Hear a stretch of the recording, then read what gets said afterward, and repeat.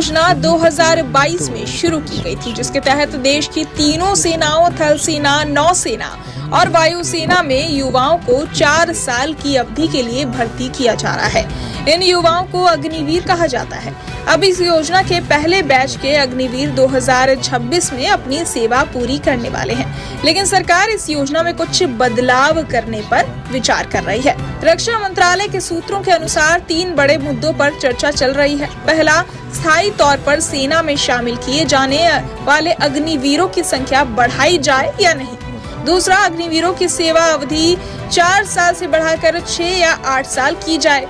और तीसरा, जो अग्निवीर कार्य मुक्त होंगे उन्हें किन सुविधाओं का लाभ दिया जाएगा। हालांकि ऐसा माना जा रहा है कि स्थायी तौर पर रखे जाने वाले अग्निवीरों की संख्या 25% से ज्यादा नहीं की जाएगी, क्योंकि इससे भविष्य में पेंशन का खर्च काफी बढ़ जाएगा, जबकि योजना का मकसद ही सेना में युवाओं की भागीदारी बढ़ाना और पेंशन का बोझ कम करना था।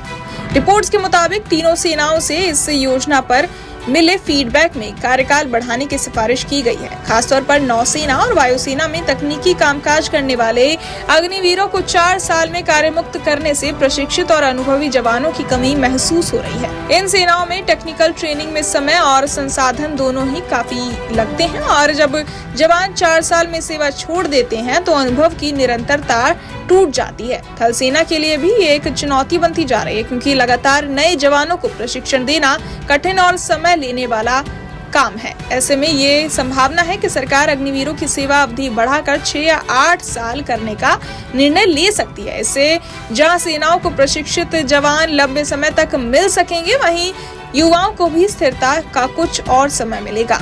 इसके अलावा सरकार ये भी सोच रही है कि जिन अग्निवीरों की सेवा समाप्त हो जाएगी उन्हें क्या क्या सुविधाएं दी जाएं। चर्चा है कि इन्हें चिकित्सा सुविधाएं और कुछ ऐसी सुविधाएं दी जा सकती हैं जो गैर पेंशनधारी सैनिकों को मिलती है। यानी भले इन्हें पेंशन ना मिले, लेकिन कुछ बेसिक सुरक्षा और सहयोग सरकार की तरफ से जारी रहेगा।